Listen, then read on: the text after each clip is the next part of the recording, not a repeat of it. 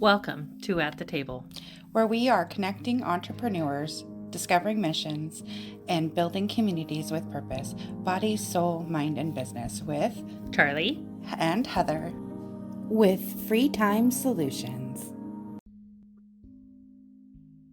Good morning and welcome to the table for this week's weekly reading. I'm Charlie, your host, and we are currently reading The Voice of Knowledge by Don Miguel Ruiz, and we're on chapter 2 this week of this book here.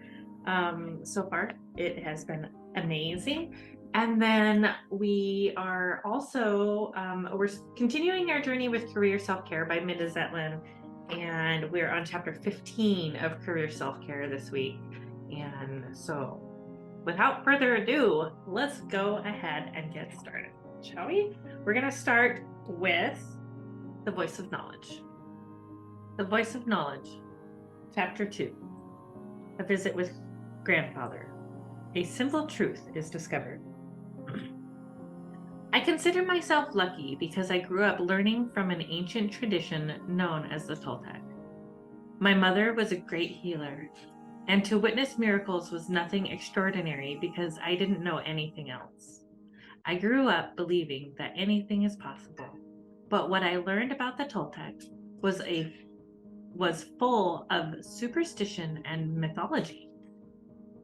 I remember seeing superstitions everywhere, and as a teenager, I began to rebel against all of the lies that come from this tradition. I learned to challenge everything until certain experiences opened my eyes to the truth.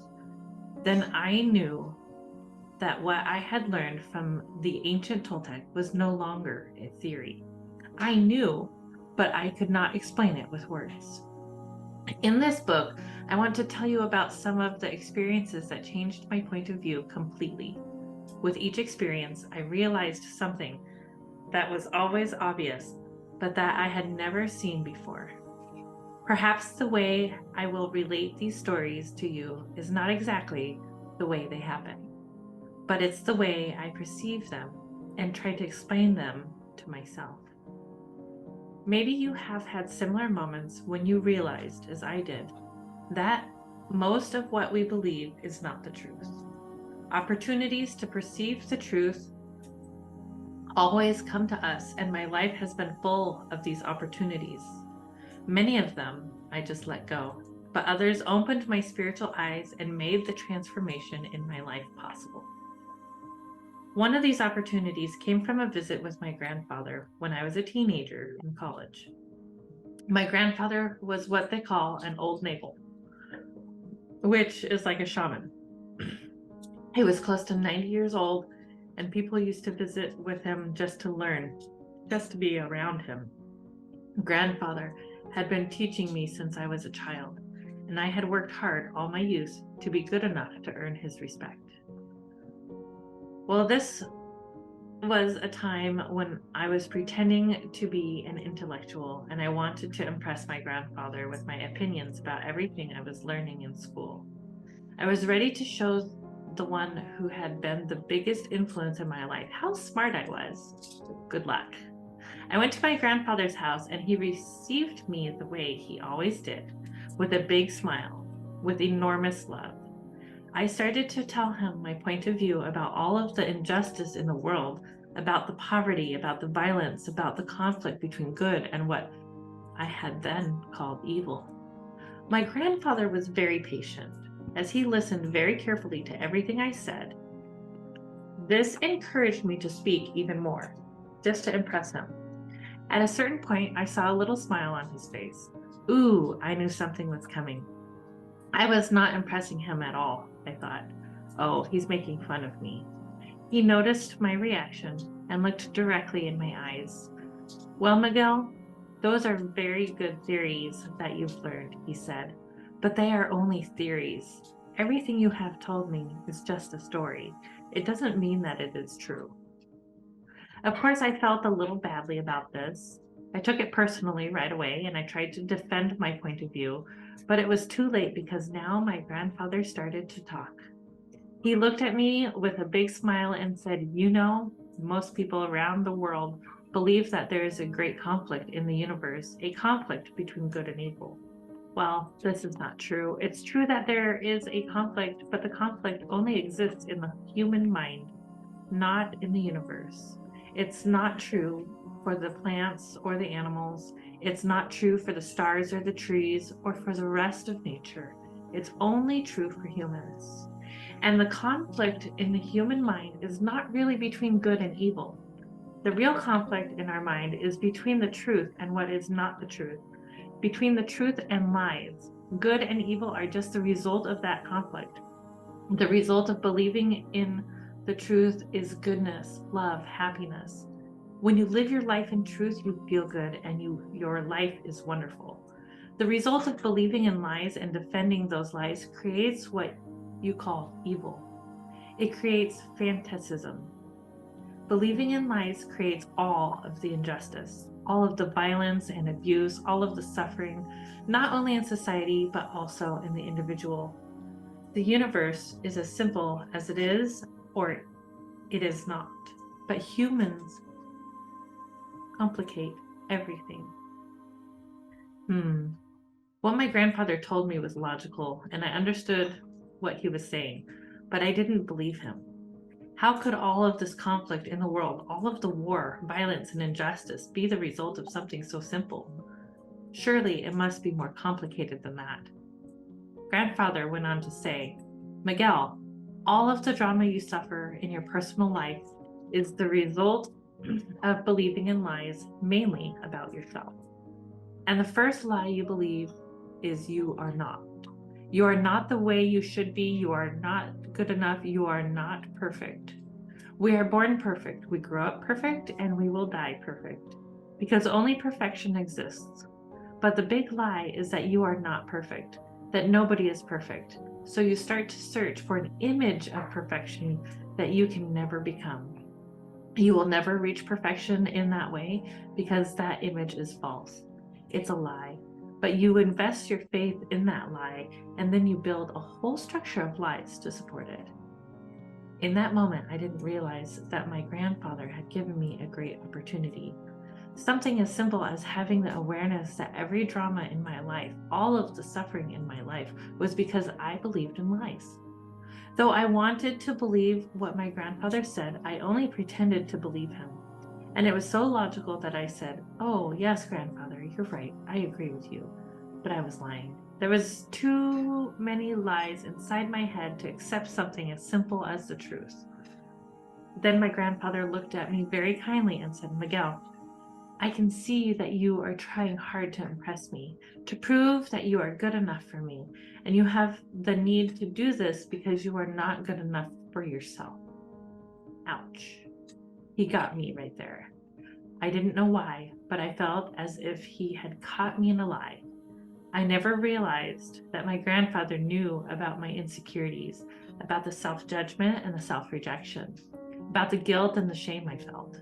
How did he know that I was pretending to be what I was not? Grandfather was smiling again as he told me, Miguel, everything you've learned in school, everything you know about life is only knowledge. How can you know if what you've learned is the truth or not? How can you know if what you believe about yourself is the truth? At that point, I reacted and said, of course, I know the truth about myself. I live with myself every day. I know what I am. Grandfather really laughed at that and said, the truth is that you have no idea what you really are. But you know what you are not. You have been practicing what you are not for so long that you really believe your image is what you are. Your faith is invested in all those lies you believe about yourself. It's a story, but it's not the truth. Miguel, what makes you powerful is your faith. Faith is the power of creation that all humans have, and it doesn't have anything to do with religion. Faith is the result of an agreement. When you agree to believe in something without a doubt, you invest your faith. If you have no doubt about what you believe, then for you it is truth, even though it may really be a lie. Your faith is so powerful that if you believe you are not good enough, you are not good enough. If you believe you will fail, because that is the power and magic of your faith.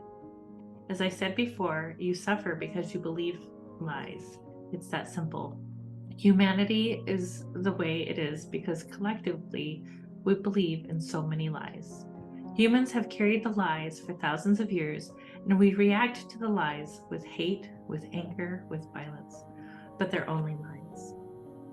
I was wondering, then how can we know the truth? Before I could ask this question out loud, my grandfather answered it. The truth needs to be experienced. Humans have the need to describe, to explain, to express what we perceive, but when we experience the truth, there are no words to describe it. Whoever claims this is the truth is lying without even knowing it. We can perceive truth with our feelings, but as soon as we try to describe it with words, we distort it, and it's no longer the truth. It's our story. It's a projection based on reality that is only true for us, but still we try to put our experience into words, and this is something wonderful, really. It's the greatest art of every human. Grandfather could see that what he had just said wasn't clear to me. Miguel, if you are an artist, a painter, you try to express what you perceive through your art. What you paint may not be exactly what you perceive, but it is close enough to remind you of what you perceive. Well, imagine that you are very lucky and you are Pablo Picasso's friend, and because Picasso loves you, he decides to make a portrait of you. You pose for Picasso, and after many days, finally shows you your portrait. You will say, "This is not me," and Picasso will say, "Of course it is you. This is how I see you." For Picasso, this is true. He is expressing what he is perceiving, but you will say, "I don't look like that." Well, every human is the same as Picasso. Every human is a storyteller, which means that every human is an artist. What Picasso does with colors, we do with words. Humans witness life happening inside us and all around us, and we use words to make a portrait of what we witness. Humans make up stories about everything we perceive, and just like Picasso, we distort the truth, but for us, it is the truth.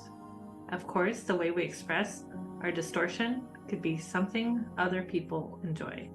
Picasso's art is highly valued by many people. All humans create their story with their own unique point of view. Why try to impose your story on other people when for them your story is not true? When you understand that, you no longer have the need to defend what you believe. It's not important to be right or to make others wrong. Instead, you see everybody as an artist, a storyteller.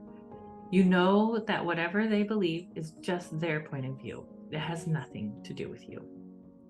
Well, I had wanted to impress my grandfather, but he had impressed me once again. He had so much respect for my elders. Later in my life, I understood the smile on my grandfather's face.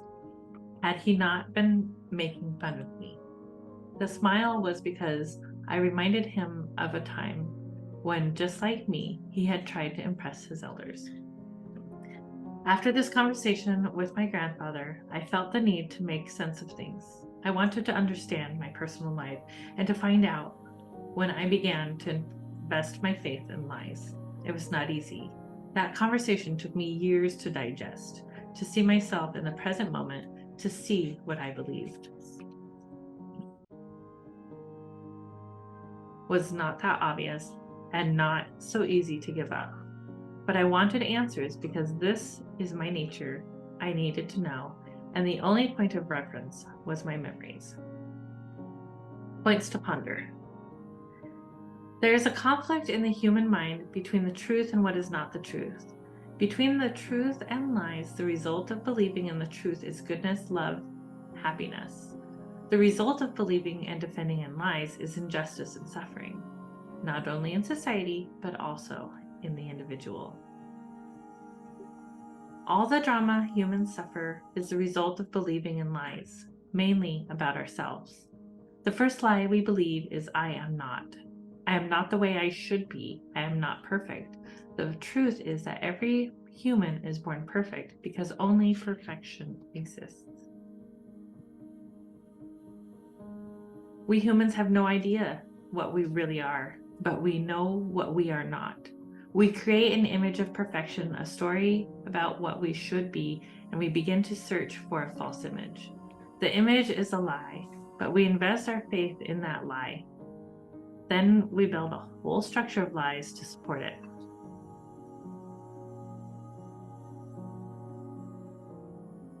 Faith is a powerful force in humans. If we invest our faith in a lie, that lie becomes truth for us. If we believe we are not good enough, then thy will be done. We are not good enough. If we believe we will fail, because that is the power and magic of our faith.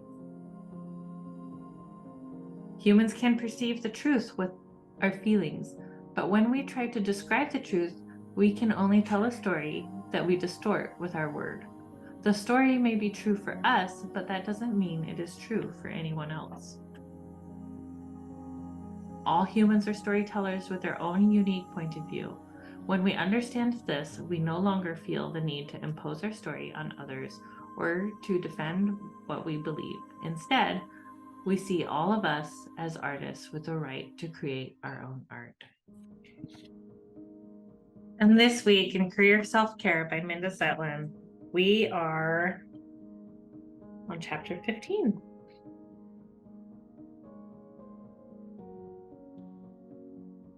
How to build your own confidence. Look over the top of my head and skewer him. It was the first day of the Natural Singer Workshop. As instructed, I'd arrived with a song to sing. Claude Stein, who's been running the workshop for close to 40 years, had me singing the first 2 lines of the song over and over. Meanwhile, he urged me to stand straighter, sing louder, and let my feelings out. My relationship with singing, it's complicated.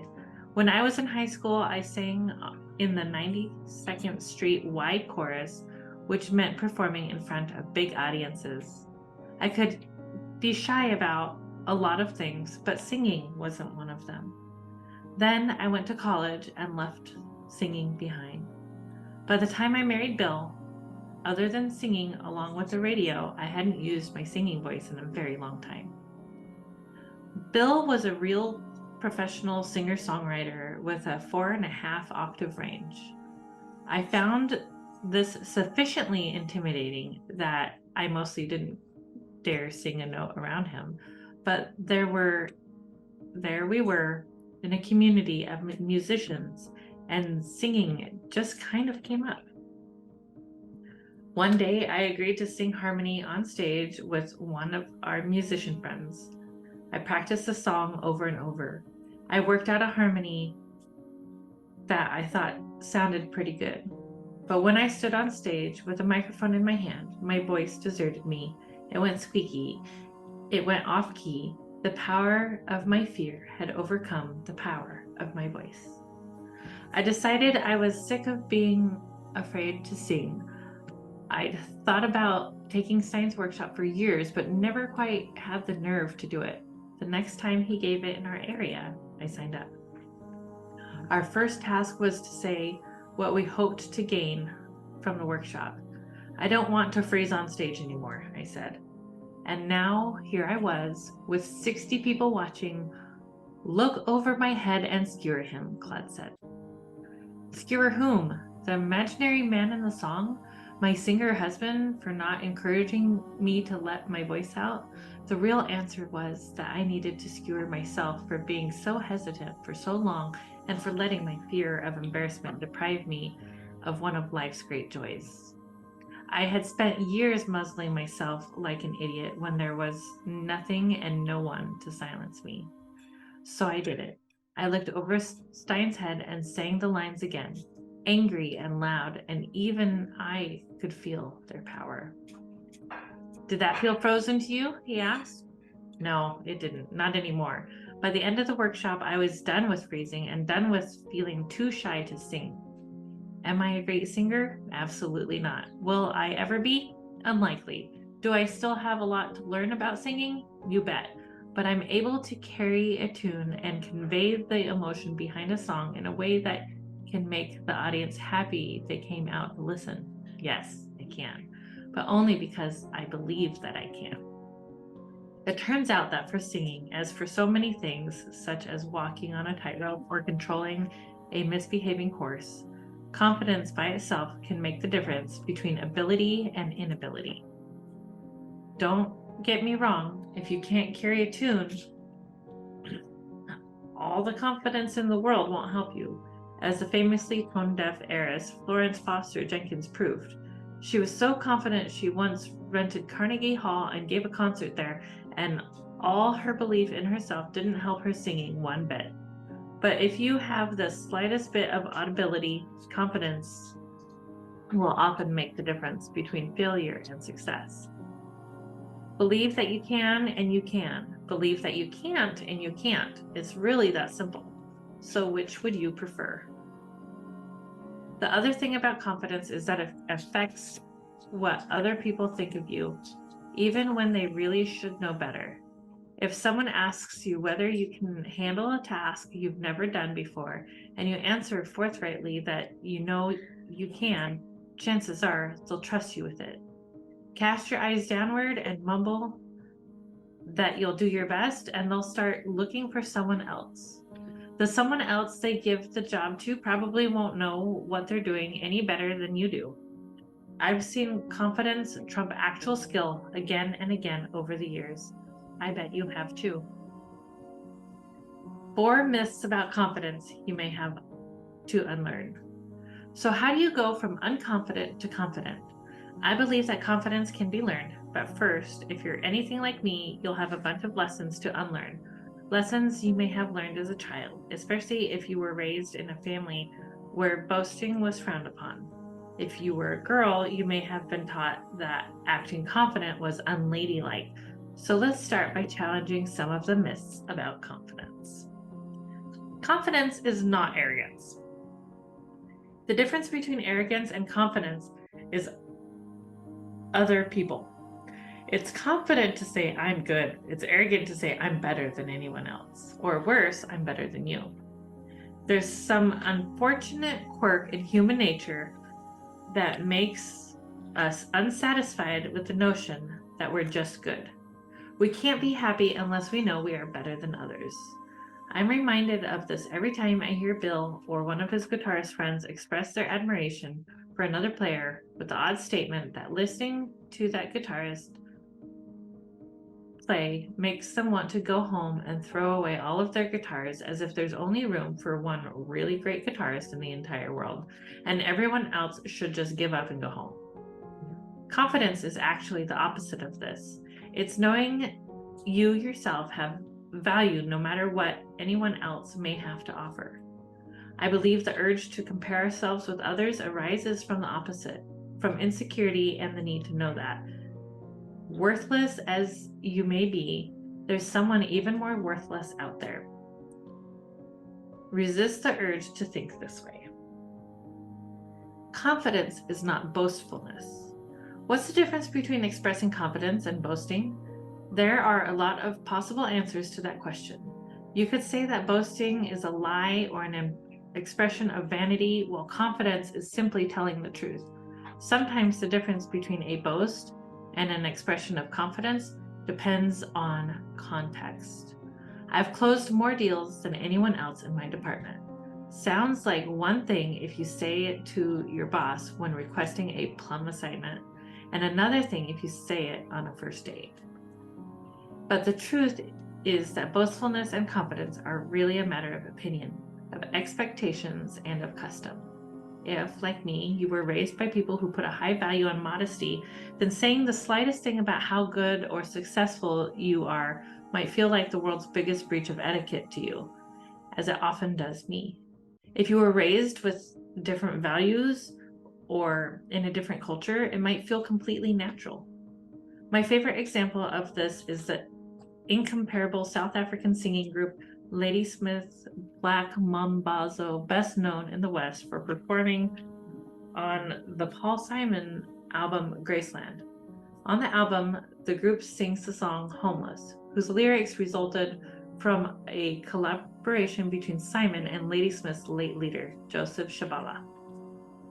The song ends with this passage in Zulu: Kulumani Siswe Singezi Najani Aya Jabulu Abasi Tanda Yo Ho. This is Ladysmith's standard way of ending a song, and it translates roughly as, "We hereby proclaim that we are the best at singing in this style."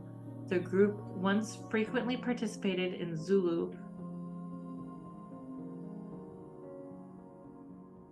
a cappella harmony singing competitions until they had won so many times that they were banned from the competitions.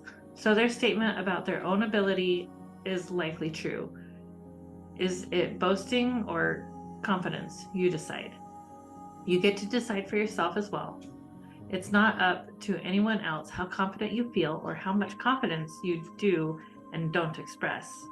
There's a wide spectrum, and it's up to you where you want to be on it. If someone else thinks you're boastful, that's their problem, not yours. Confidence is not bad karma.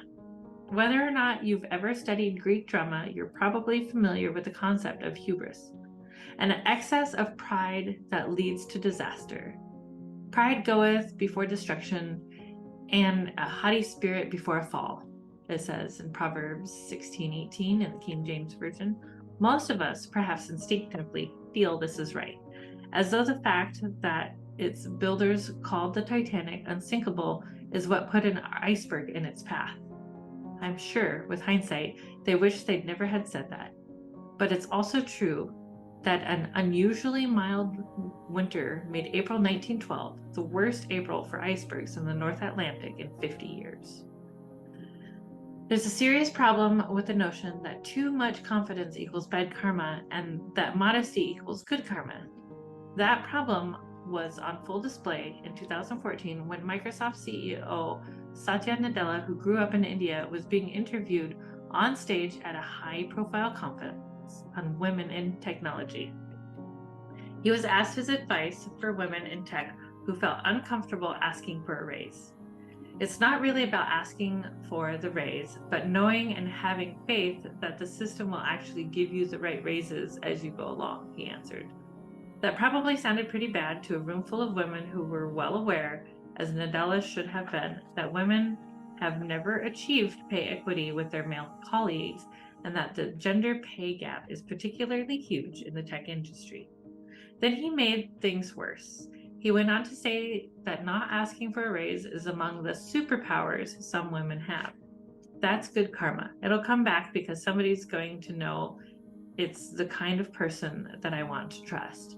That's the kind of person that I want to really give more responsibility to.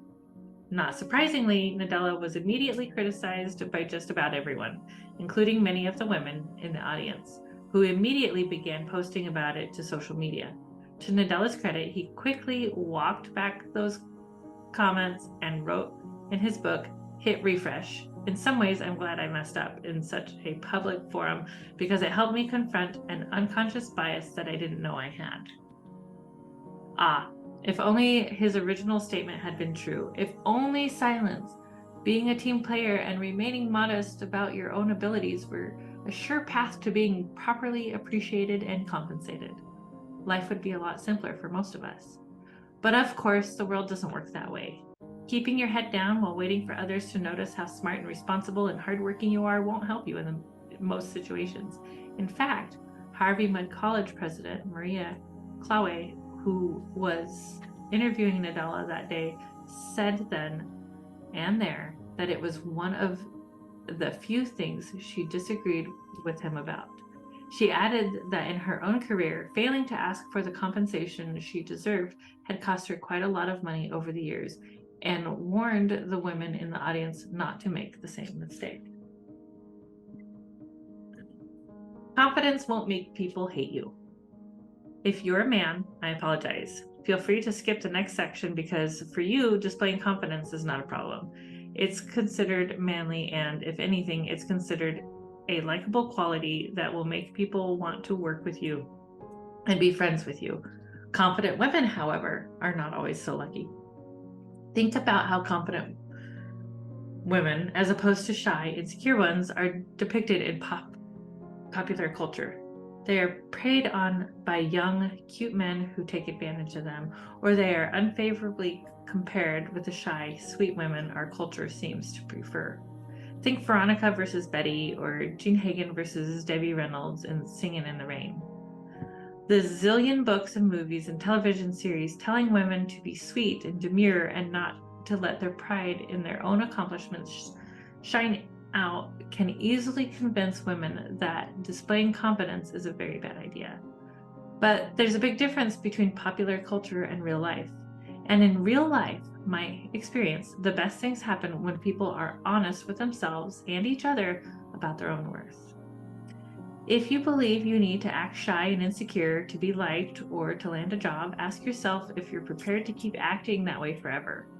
If you have to pretend to be weaker than you are to make people like you or hire you, are those really the friends or the employer you want?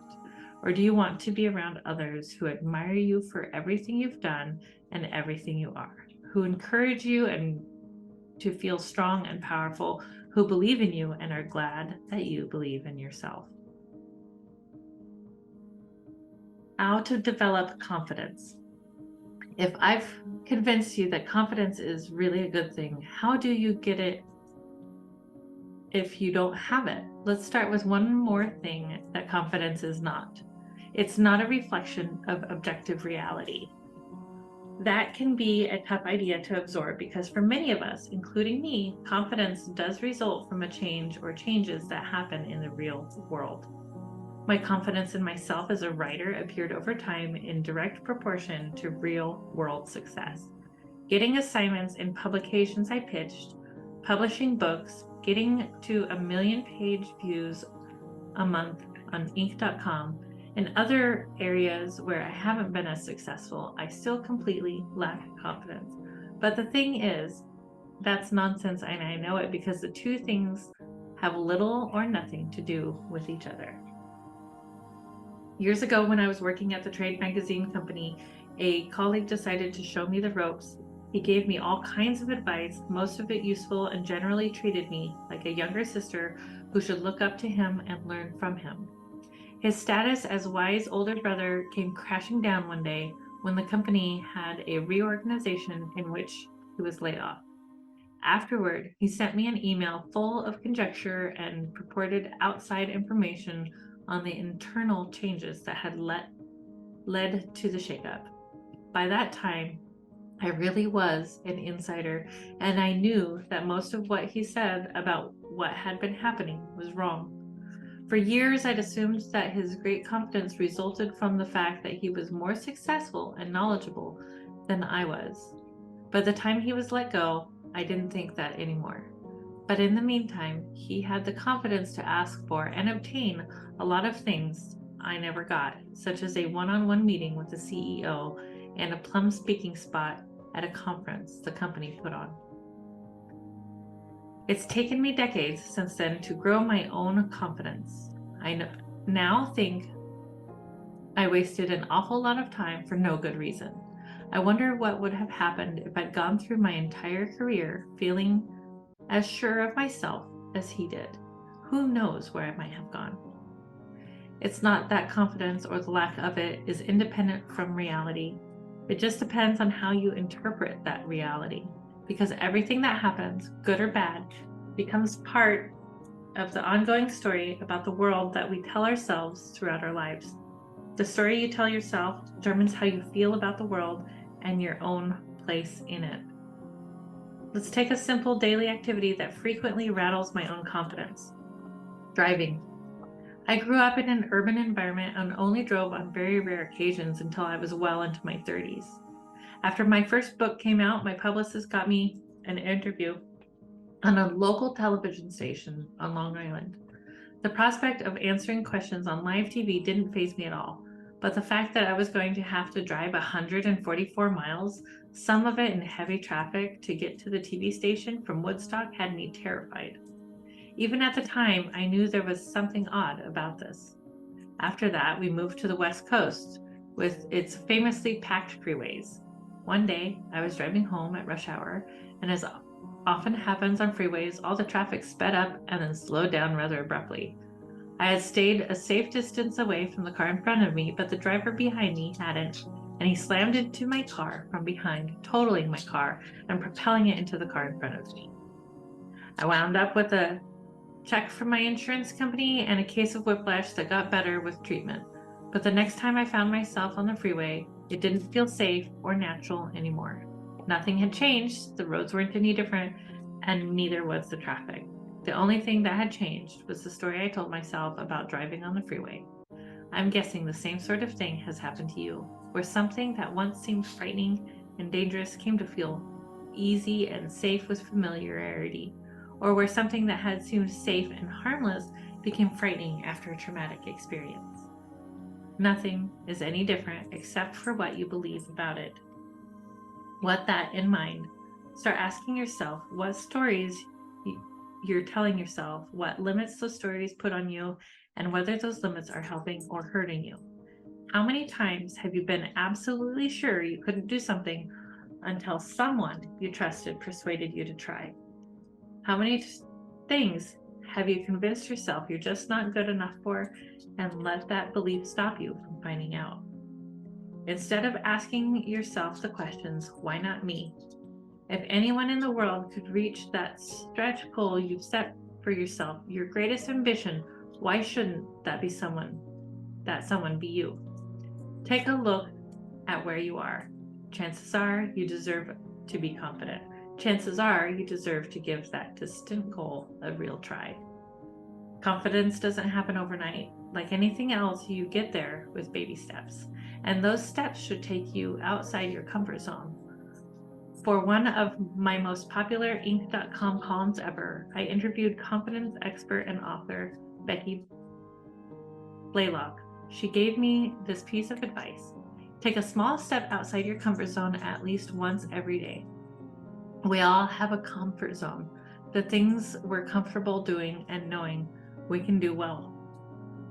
For you, that might be performing the tasks in your job that you've done many times before, for example. And then there are things that are definitely outside your comfort zone. For many people, this includes speaking in front of large audiences. The thing about comfort zones is that the more you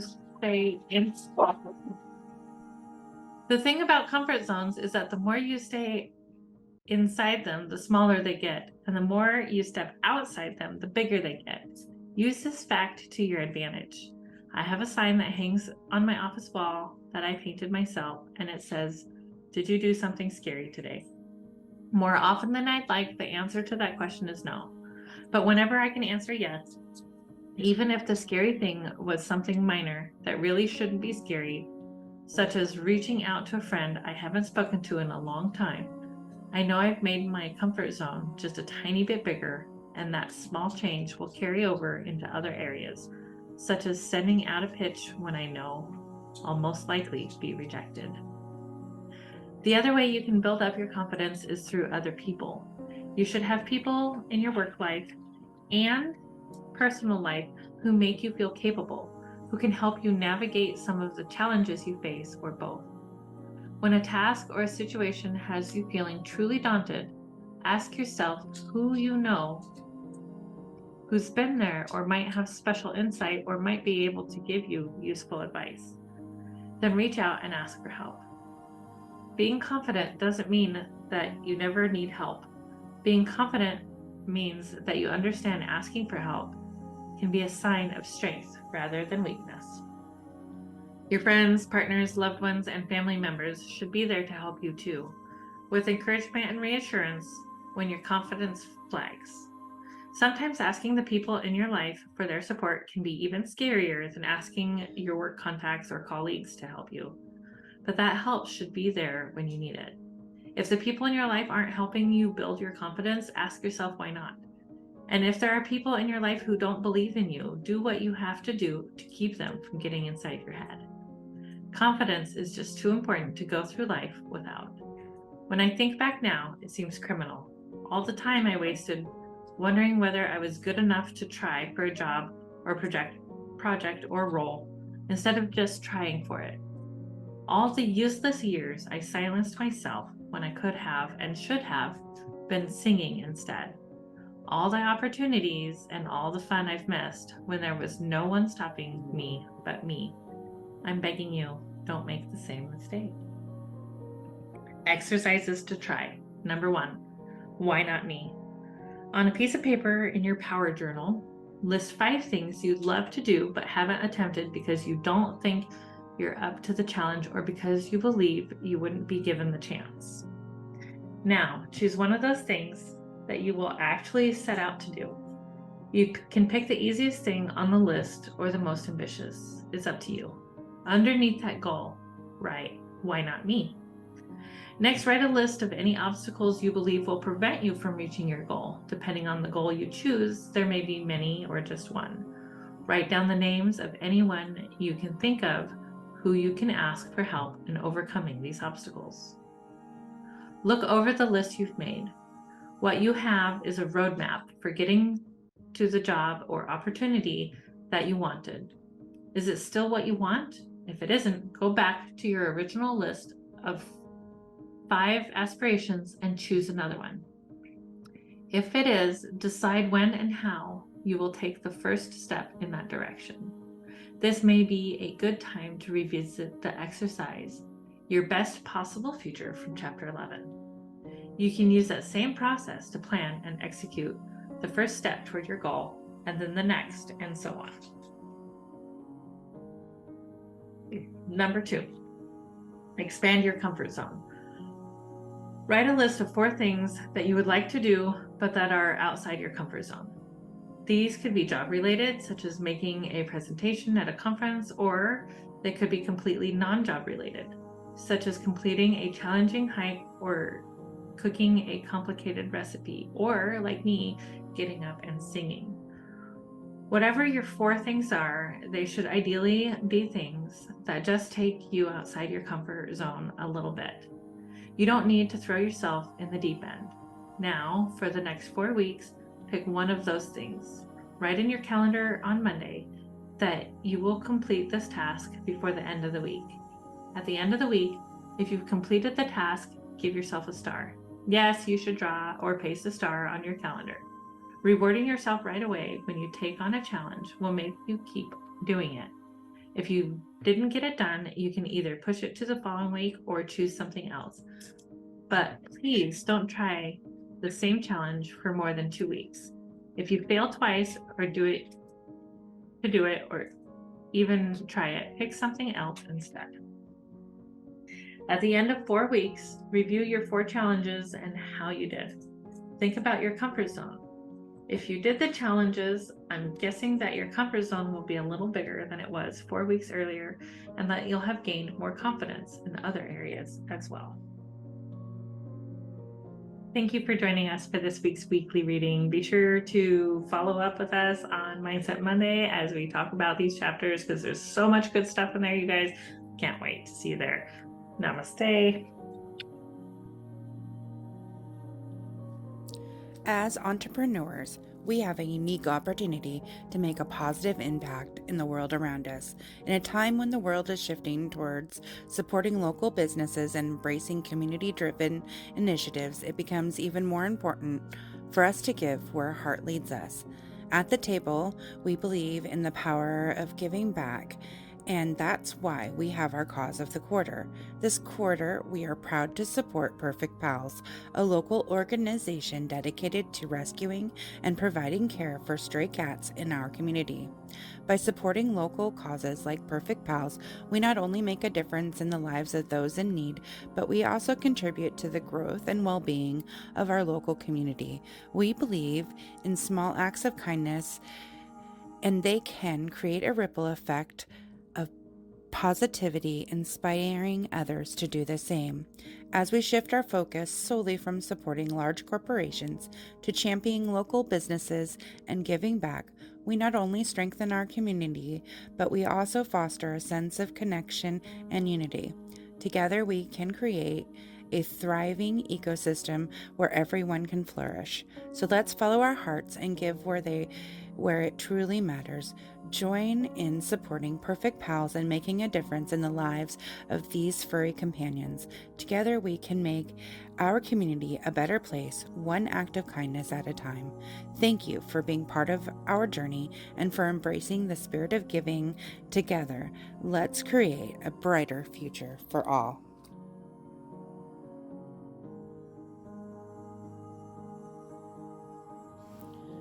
Are you tired of juggling endless tasks, struggling to find time for what truly matters? We have the solution for you. Introducing Free Time Solutions, your ultimate partner in reclaiming your time and maximizing your potential.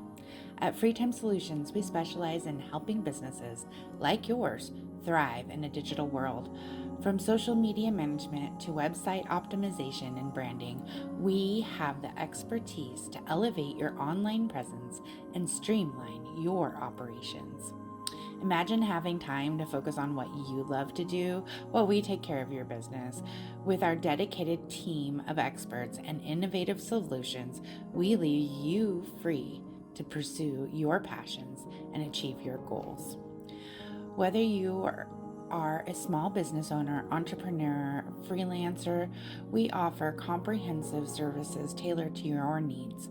Our goal is simple: to give you back time, freedom to do what you do best while we handle the rest. So join us at the table and let Free Time Solution empower you to take control of your time and unlock your full potential. Visit our website at www.yourfreetimeback.com. That's www.yourfreetimeback.com to learn more and schedule your consultation today.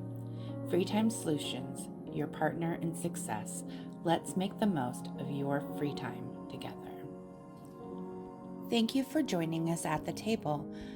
Stay tuned for weekly readings on Sunday, Mindset Monday, discussing our weekly readings on Monday, and on Friday, our interview and potentially guest host. Stay tuned. Thank you for joining in on the fun. Be sure to like and subscribe for more.